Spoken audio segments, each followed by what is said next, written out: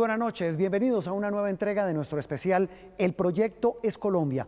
Estamos hoy en el Salón Boyacá del Congreso de la República para hablar de la nueva política que nos imponen los tiempos del coronavirus. La participación, el diálogo, el ejercicio de los derechos y las libertades son la esencia de la democracia. Me acompaña hoy María Alejandra Villamizar. María Alejandra, buenas noches. Juan Roberto, buenas noches. La pandemia puso a prueba la esencia de la democracia, como usted lo dice. Nuestros gobernantes debieron acudir a medidas de excepción, tuvieron que revivir medidas como el toque de queda, gobernaron por decreto. Evitar el contagio y controlar a los ciudadanos, poner a salvaguarda su salud, primó sobre otros derechos. ¿Qué tan profunda es la huella que deja el COVID-19 en la democracia? ¿Cómo están gobernando nuestros mandatarios? ¿Con confianza o con el miedo? María Alejandra buscó respuestas.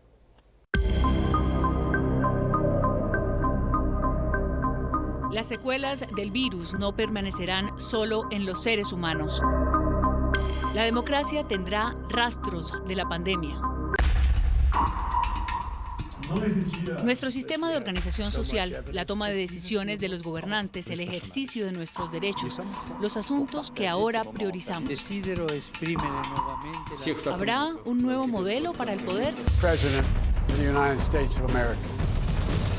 Norma Morandini es periodista, escritora, pensadora latinoamericana. Vivió una dictadura en Argentina. Sabe cómo es vivir con miedo, sin libertades, perder familiares, huir de su país. La encontramos en Madrid, donde ha vivido 9 meses de lo que para ella ha sido como una nueva dictadura, la del COVID. Porque las dictaduras lo primero que hacen es imponer el terror, para manejar las sociedades, para que queden enchalecadas, no se muevan porque tienen miedo. Este es otro miedo, pero estamos empezando a internalizar el miedo. Y lo peor es el miedo al otro, es la desconfianza, que es exactamente lo que trae la libertad y lo que trae la democracia. A mí me parece que lo que deja es que decir lo que se piensa se convierte en un acto de coraje y no en un acto de honestidad. Y hoy tenemos el agregado de las redes donde muchas de las personas empiezan a inhibir lo que piensan porque hay algunos que gritan más fuerte y la sociedad está susurrando, porque cuando se tiene miedo se susurra o se habla en las 4 paredes a las que nos han confinado. Confinados los ciudadanos, asustados por la muerte, en los palacios de gobierno comenzaron a firmarse decretos sin parar. Todos los líderes del mundo adoptaron medidas inéditas y entonces se disparó una alarma adicional al contagio.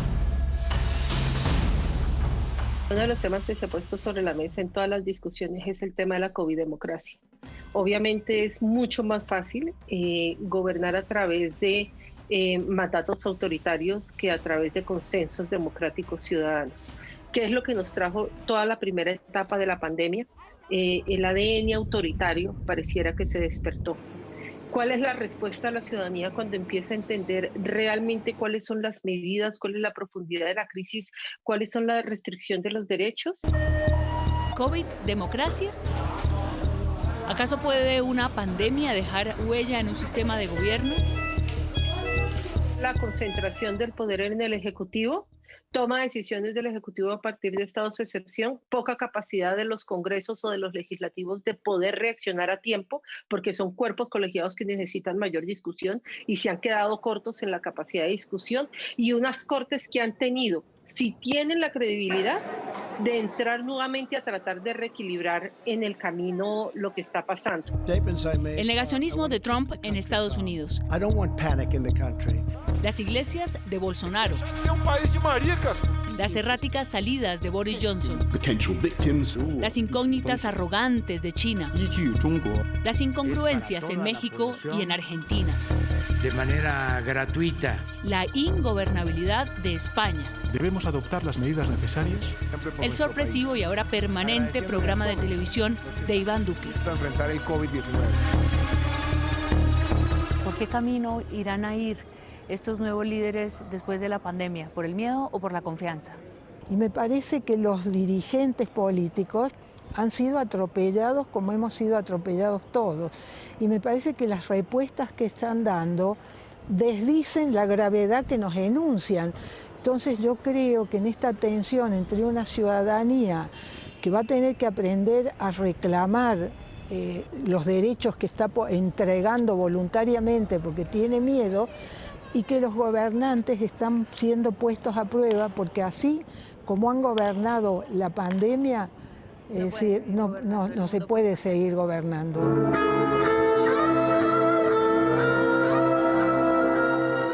Las circunstancias llevaron a una ruptura de la esencia de la democracia. Los derechos se convirtieron en órdenes y a la desobediencia se le aplicó el Código Penal. Aquí hay algo fundamental, María Alejandra, y es que la democracia tiene que soportar las mayores crisis. La democracia no es para los momentos normales.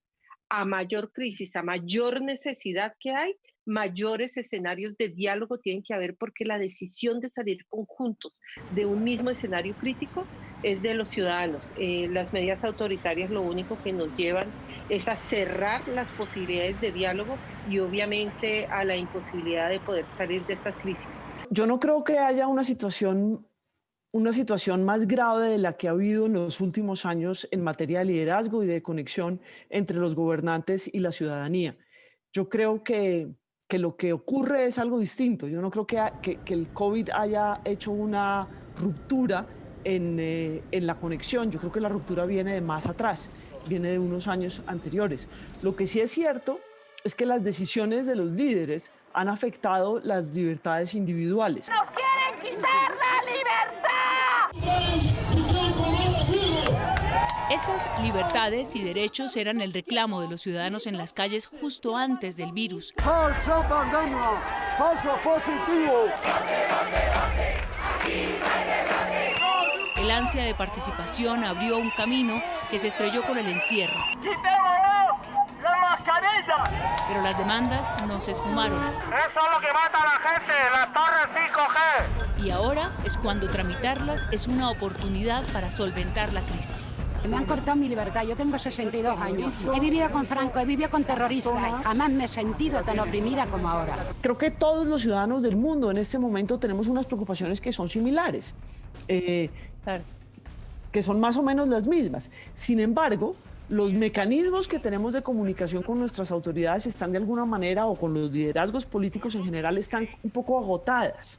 Creo que es realmente el empoderar a la ciudadanía con temas que dejan de ser agenda de gobierno, sino que ya son agenda país, y es lo que también cruza las fronteras. O sea, hoy día yo no conozco un país donde la gente esté contenta con su gobierno.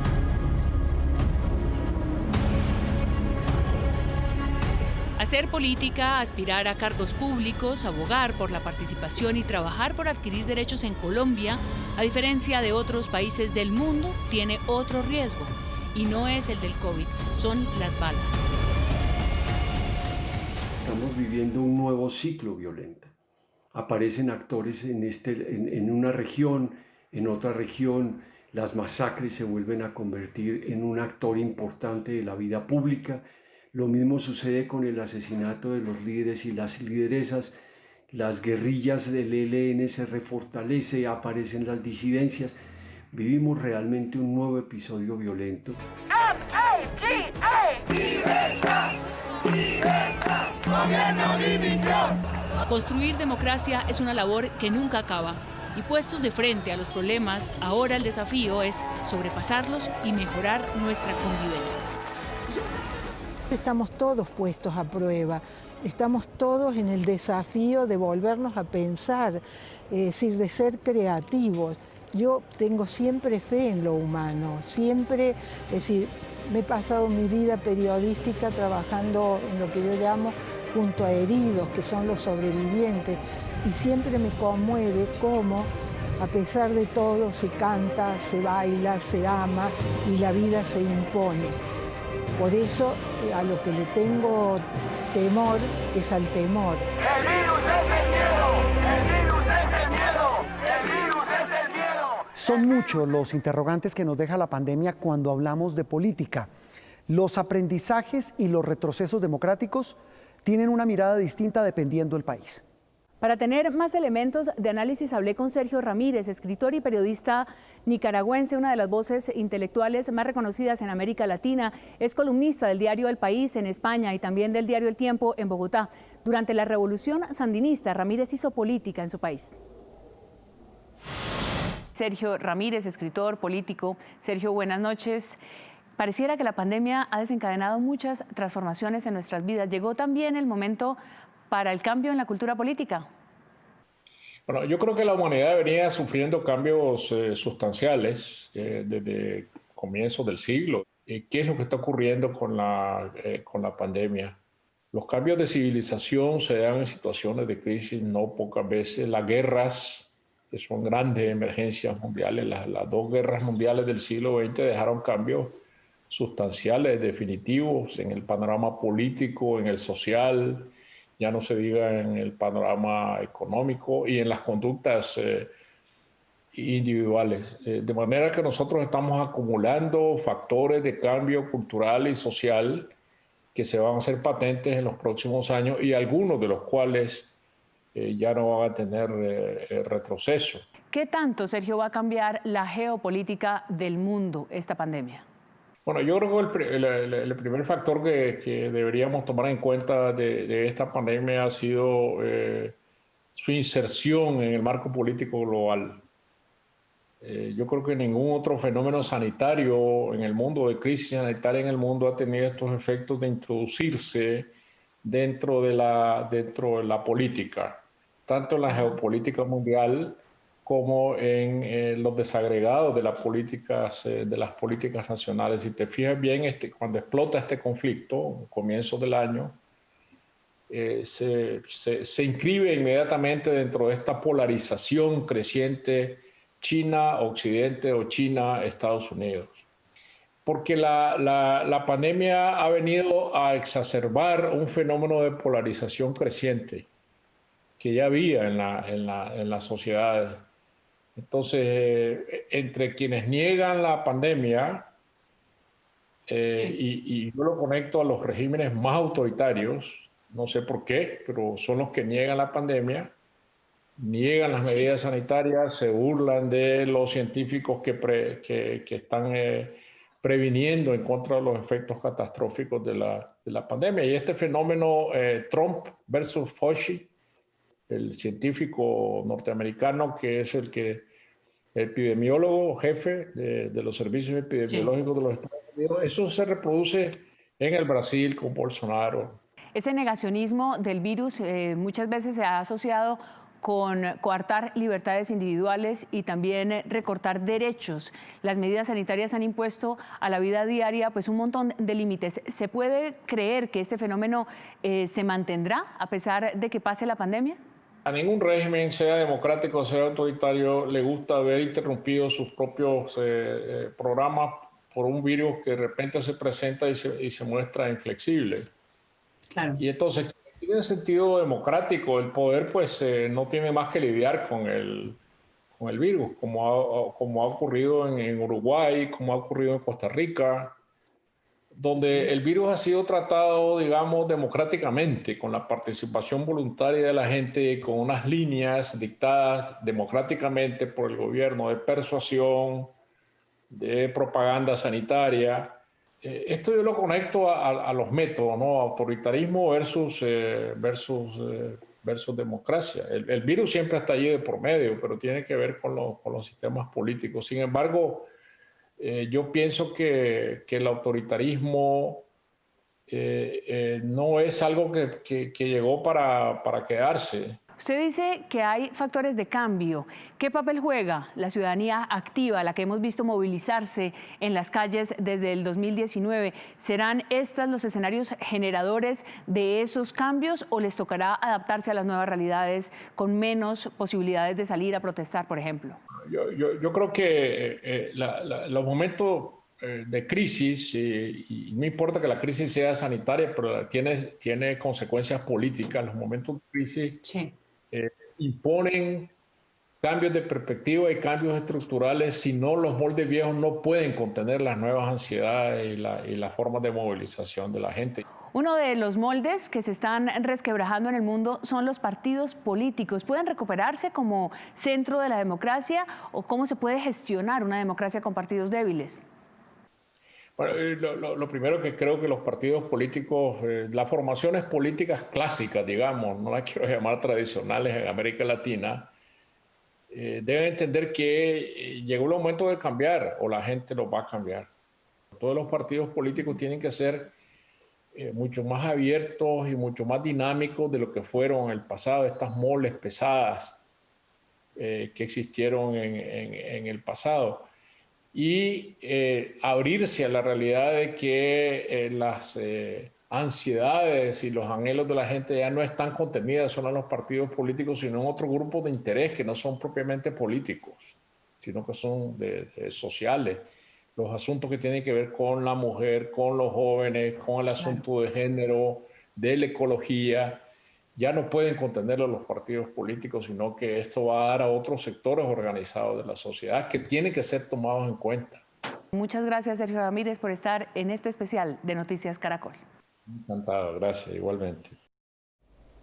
La confianza en las instituciones, en los gobernantes y en los partidos políticos en Colombia va decayendo. La corrupción sigue siendo el lastre más pesado, así como la inconsistencia en el discurso de los dirigentes. Más allá de la popularidad de los líderes, hay un fenómeno global que se impone y es la búsqueda de nuevas referencias. La interacción entre los gobernantes y los ciudadanos ha cambiado, por tanto se buscan nuevas agendas. La salud y el bienestar pasaron a primer plano.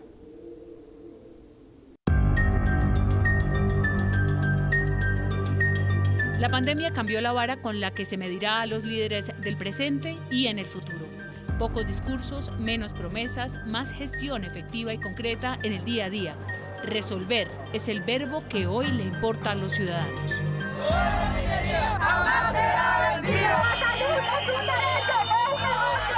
¡La liquidación no es la solución! ¡Tu hijo es estudiante y usted trabajador! Creo que todos los ciudadanos del mundo en este momento tenemos unas preocupaciones que son similares. Sin embargo, los mecanismos que tenemos de comunicación con nuestras autoridades están de alguna manera, o con los liderazgos políticos en general, están un poco agotadas. Después de la pandemia creo que tenemos que revisitar la forma en que entendemos el Estado y ya no podemos seguir actuando y teniendo instituciones del siglo XX en el siglo XXI, ¿no? La pandemia está dejando rastros en la relación entre los ciudadanos y los gobernantes. Por un lado, se notó un serio deterioro de la confianza y credibilidad de la fuerza pública, particularmente la Policía Nacional. La manera como la policía ha venido manejando los temas de protestas sociales, y en particular en la pandemia, su interacción con los ciudadanos, está mostrando las cifras más bajas en los últimos 15 años de credibilidad y confianza en la policía. Pero la credibilidad y la confianza en las instituciones tiene una debilidad en todos los frentes, incluido el Banco de la República, que en el panel de opinión siempre es la entidad con mayor confianza. Este año muestra las menores marcaciones. Pero en términos generales, la pandemia deja un rastro y es el deterioro de la imagen y credibilidad de las instituciones públicas.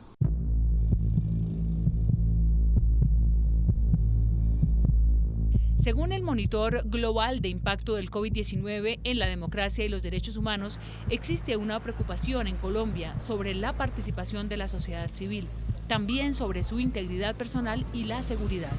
¿Cómo pasar del miedo a la confianza? Esto no es un juego, esto es delicado. En la política colombiana los ciudadanos se han venido transformando. Ya no hablamos de grandes grupos homogéneos como los liberales, la mitad de la población, y conservadores, la mitad de la población, sino de nuevas ciudadanías. Personas que tienen tatuajes ya llegan a ser el 24%. Cristianos no católicos son el 14%. Personas que tienen una mascota en su hogar son el 50%. Y estos son nichos de interés que hacen que el relacionamiento con la política sea distinta. Y ya no pasa por grandes temas ideológicos, sino por grupos particulares de nuevas ciudadanías que quieren interacciones con la política de una forma distinta. Sobre la mesa yo creo que hay un tema que va a volver con muchísima fuerza y es la discusión del estado de bienestar. ¿Cuál es la responsabilidad y dónde deben estar las responsabilidades del Estado frente a la ciudadanía? ¿Y qué significa ser ciudadano?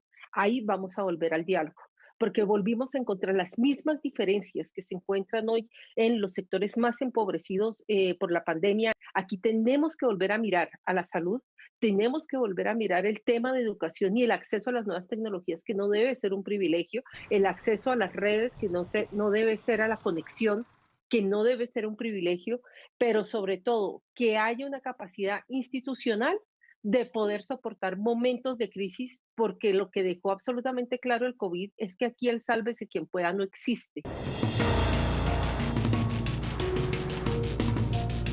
Actualizar las instituciones y reconquistar la credibilidad en ellas tiene que ser el primer paso. Creo que nos hace falta ser un poco más imaginativos y creativos en la forma de tener esos espacios de democracia y teniendo en cuenta que las preocupaciones sí son las mismas y al tener preocupaciones coincidentes creo que tenemos oportunidad de construir y de tirar para el mismo lado con las diferentes perspectivas de las personas y esa es una oportunidad muy buena. Ojalá haya mayor masa crítica para entender a qué nos enfrentamos, pero de otro lado toca estar muy atento para que los servicios del Estado no se vuelvan moneda de cambio.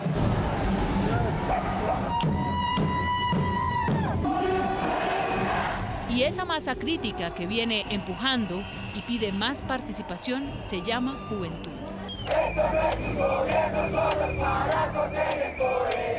¿Cuáles son los espacios que hoy día tienen los jóvenes para incidir en la agenda pública?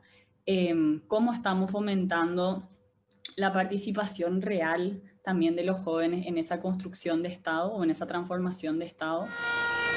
Estas creo que son preguntas demasiado necesarias que nos hagamos desde los distintos sectores también donde estamos hoy día trabajando. La solución no pasa por estatizar la sociedad civil, sino más bien de cómo colaborar, cómo generar vínculos virtuosos entre la sociedad civil y el Estado. ¿Por qué los matan si son la esperanza de América Latina? Los nuevos líderes de la política colombiana tienen que dar un paso al costado de la política tradicional. No es un tema de ideología, sino de principios. Acabar con esas prácticas que tan consumados tienen a los colombianos, como son la corrupción y el populismo. Las nuevas generaciones no las vamos a tolerar más.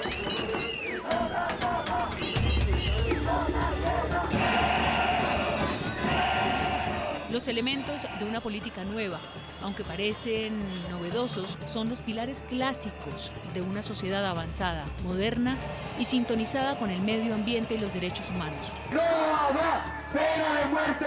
Una sociedad democrática, con participación y sobre todo con libertad. ¡No nos representan! ¡No nos representan!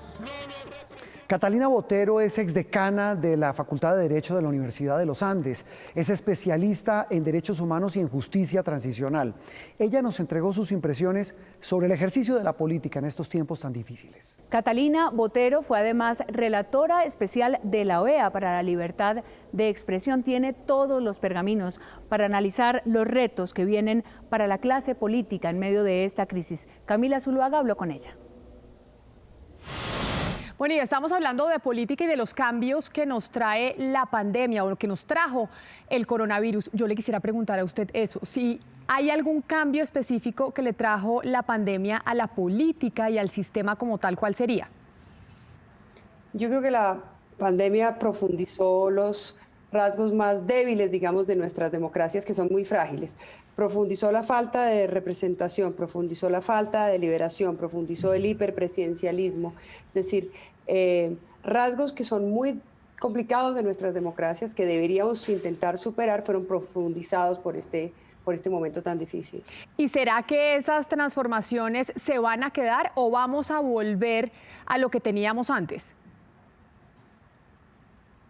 Pues en realidad, Camila, yo creo que es imposible en este momento hacer una predicción. Lo que está claro es que no hemos sido como conscientes de la gravedad de lo que ha pasado. Por ejemplo, al principio de la crisis sanitaria de salud pública, el Congreso simplemente dejó de operar. En un momento en el cual, además, el presidente estaba ejerciendo una cantidad de facultades de regulación de las libertades, de regulación de los recursos, y el Congreso dejó de operar.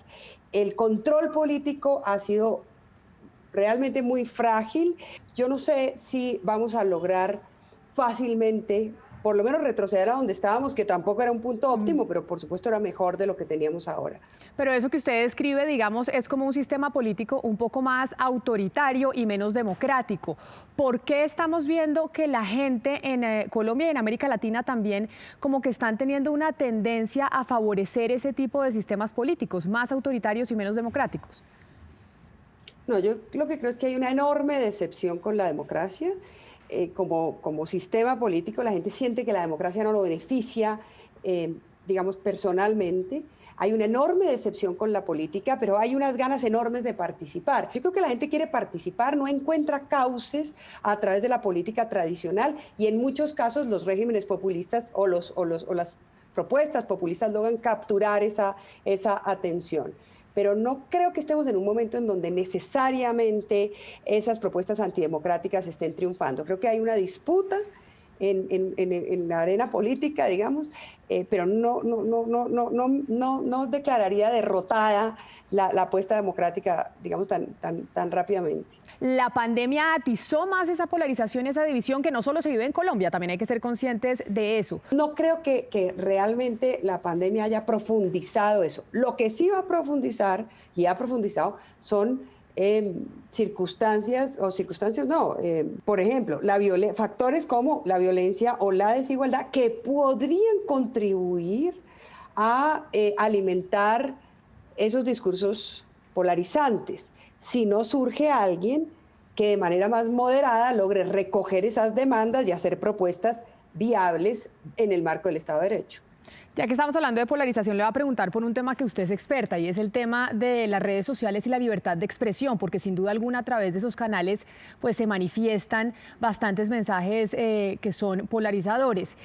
¿Cómo manejar ese asunto de hasta dónde podemos decir y hasta dónde se debe controlar lo que se publica en Internet, que fue un gran debate que tuvieron en los Estados Unidos en medio de la campaña presidencial, y probablemente algo muy similar va a suceder aquí en Colombia?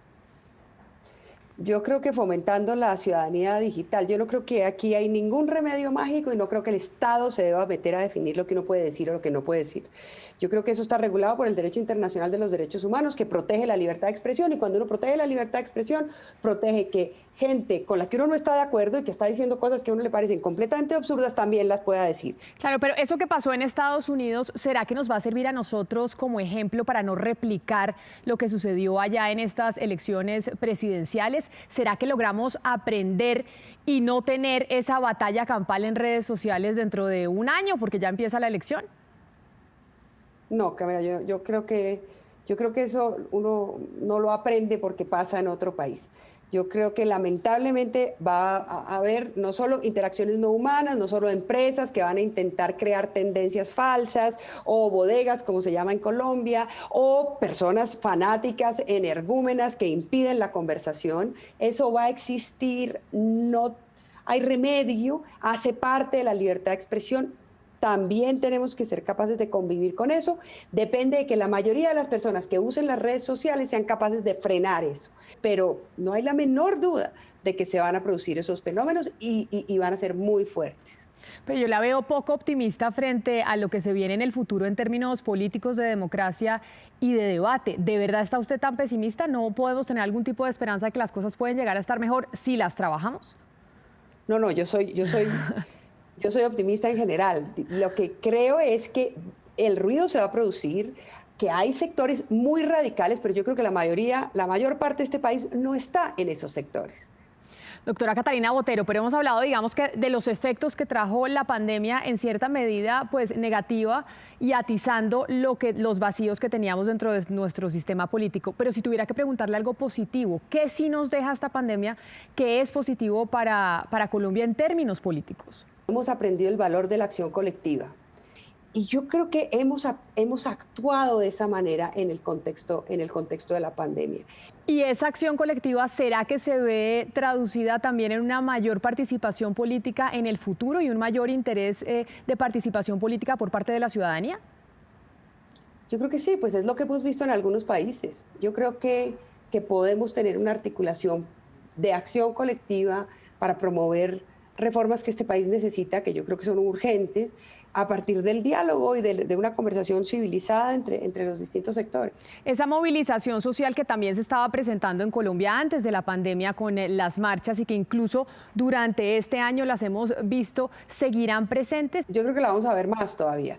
Yo creo que lo que pasó con la crisis de salud pública es que se aplazaron esas manifestaciones públicas. Y el fin último de esas manifestaciones es lograr ¿qué? Porque hay mucha gente que se pregunta, bueno, en Chile querían cambiar la Constitución, en Colombia, ¿cuál será el fin último de esa manifestación social? Yo lo que creo es que la gente quiere salir a manifestarse, quiere participar y no encuentra canales adecuados para hacerlo. Y entonces la gente está buscando canales de participación, está buscando la forma de ser oída.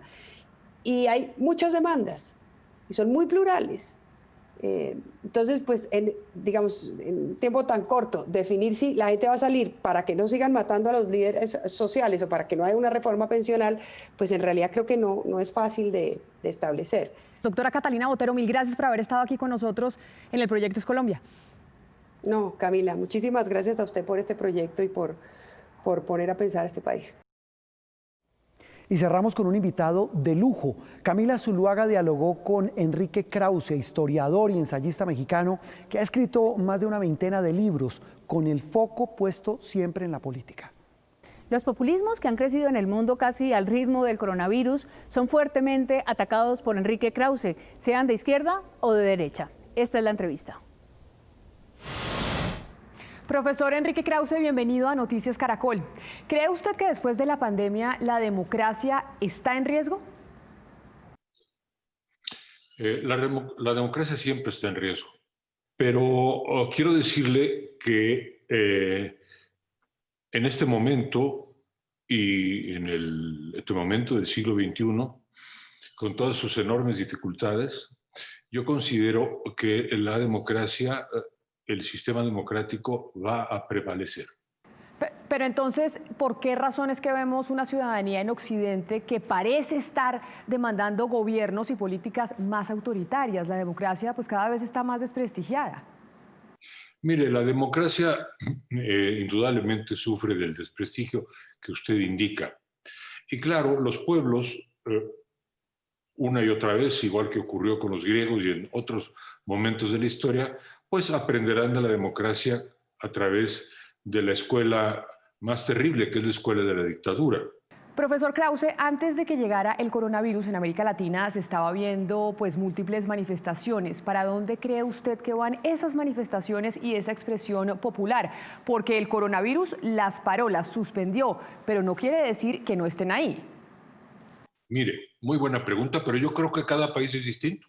Colombia también tiene una vieja tradición, muy antigua tradición política. Yo creo que tiene un nivel y un clima de debate público muy sano, una gran prensa, unos grandes medios de comunicación, estoy hablando en uno de ellos. Pero por supuesto sé que ahí está latente la tentación del hombre fuerte. No me gusta ser profeta.